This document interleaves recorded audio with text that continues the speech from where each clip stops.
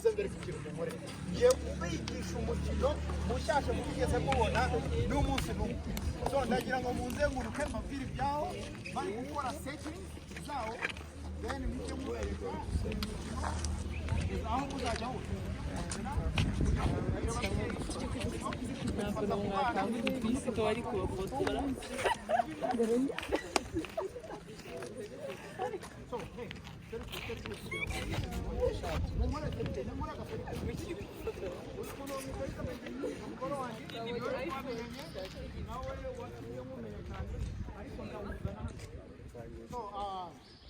uyu mukino witwa pickleball. Hey, can you please go here? I'm just uno mukino bawita pickleball. Pickleball ni umukino uri combine tennis na table tennis. Izere ko yose so umwaka umwe n'igice cyangwa imyaka ibiri yagiye ku butaka ahantu mu gihugu cyo muri Amerika and then uyu mukino niho yari yaragiye kuko yagiye kumusura nkajya nza ku bitaro nkareba nsanga uyu mukino ukinwa n'abasaza n'abantu abarwayi nyine bo mu bitaro so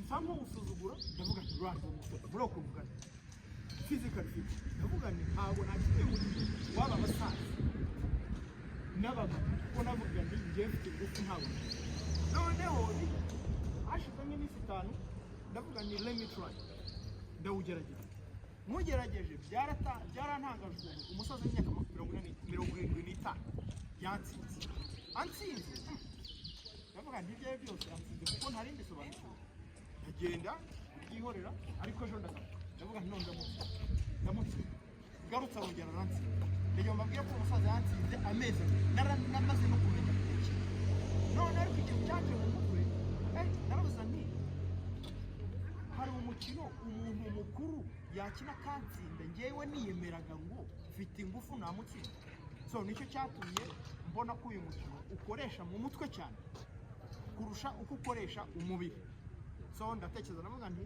ndebye mu Rwanda imikino ihari mbona hari za football hari za tennis mbona hari zose za basket ariko mbona abantu bakuru ubu ni kubabwira amateka y'umukino abantu bakuru aribo bakapa bacu ntabwo bafite choices y'imikino nyinshi abenshi bakora match abenshi bakajya koga sometimes bakabajyana no koga bakababwira bajya kwa muganga ati urwaye pressure urwaye imitsi kora iki ngiki so nza kubona ko ndamutse nzanye no mukino nkawe introduce hano mu Rwanda abapapa cyangwa abantu bakuru babona choices yo gukina yo kuba hari imikino bakina so ku mukino waje ariko ndaza nanjye gukora introduction nk'indi gukora ariko sinakoraga ibi ngibi ku bantu benshi negeraga umuntu umwe namwana ari umukino witwa pickleball akambwira ati pickleball ati byari byo noneho hari ahantu ufite restaurant napa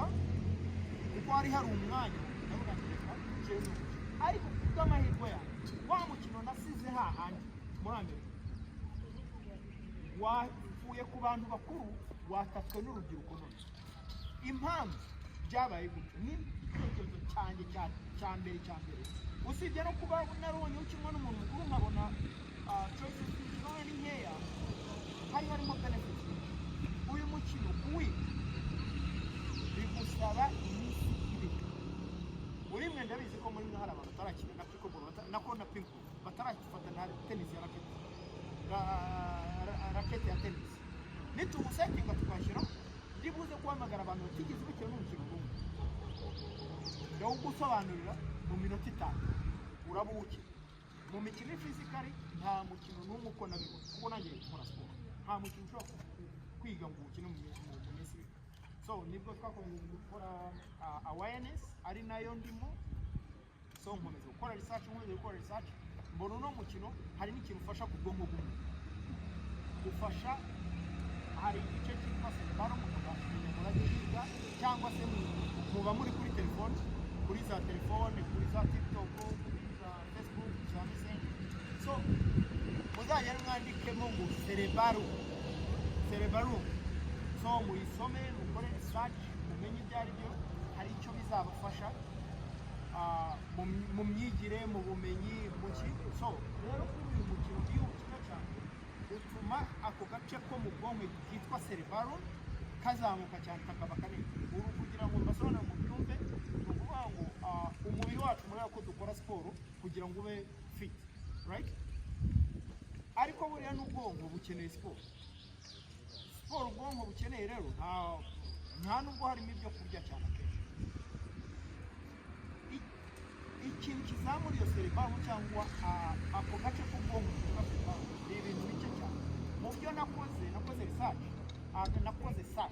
research byaranditswe kuri internet birahari, niyo mpamvu mubwira ngo ibyo mvuga hano namwe mujye mugenda mukore research, ntimukumve ko ibyo mbabwira ari ukuri ijana ku ijana. Umuntu nakubwira ikintu nawe genda ukore research uvuge ngo iki kintu nicyo. Muri icyo bintu muri zimwe muri activities rero zizamura iyo cerebellum harimo gusoma ibitabo, ariko bitewe n'imyaka yanjye na generasiyo yanjye, wenda mwege murabikora, ntabwo bigeze baduha umuco wo gusoma. Ubu iyo mpaye igitabo ngo ngisome paje ebyiri amatsinda kandi cyangwa nkumva ntabwo mbishaka. Icya kabiri harimo gucuranga instrument mvuga ni gitari, ni piano, ni umuduri nimba ukeneye, ariko ibyo nabyo usanga kenshi bigenze cyangwa se bitwara igihe kirekire kubikora. Icya gatatu harimo gukina sheke abayizi ni udukino. Icya kane harimo gukina imikino y'inkundo, ariko iyo mikino usanga kenshi hano ntayihari. Icya gatanu harimo gukina ino mikino bita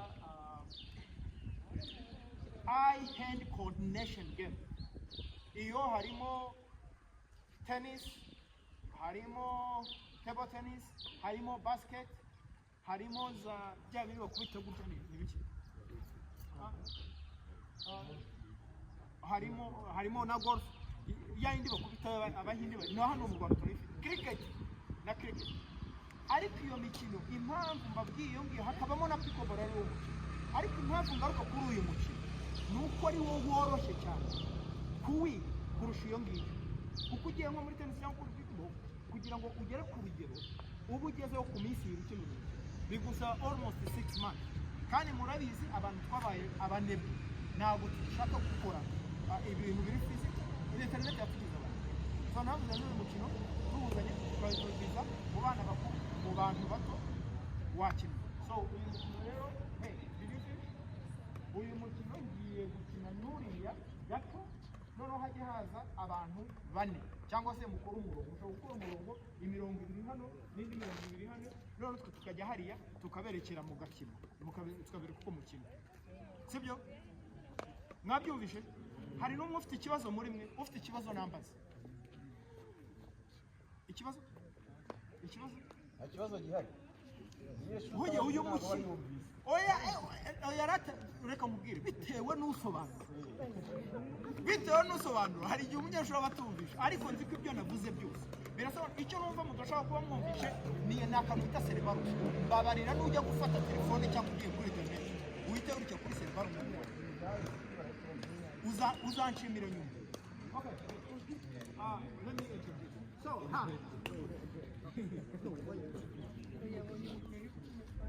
So, uyu mukino nk'uko muwubona umeze nka tennis cyangwa ping pong.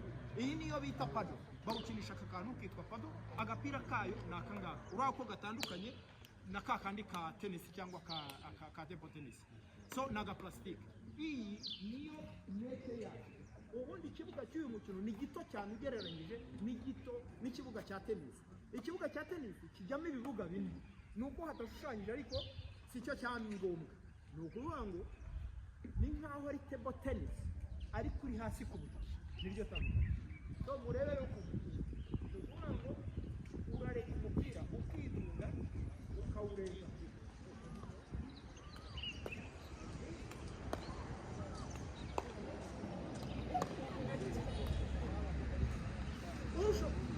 ubu byarangiye. Hagira umunyeshuri umwe utageze kino mukino, yaba ari umukobwa ari umugore.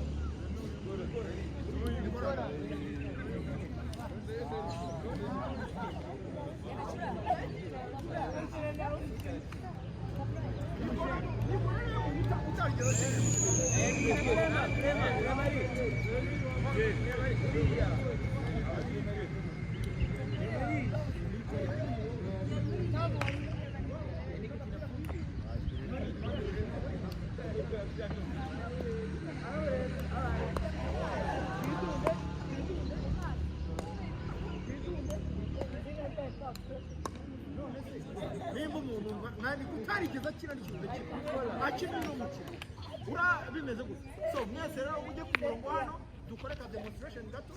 So ajya ku murongo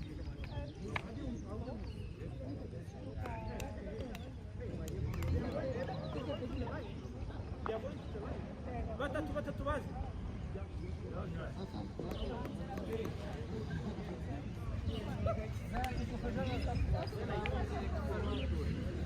Okay.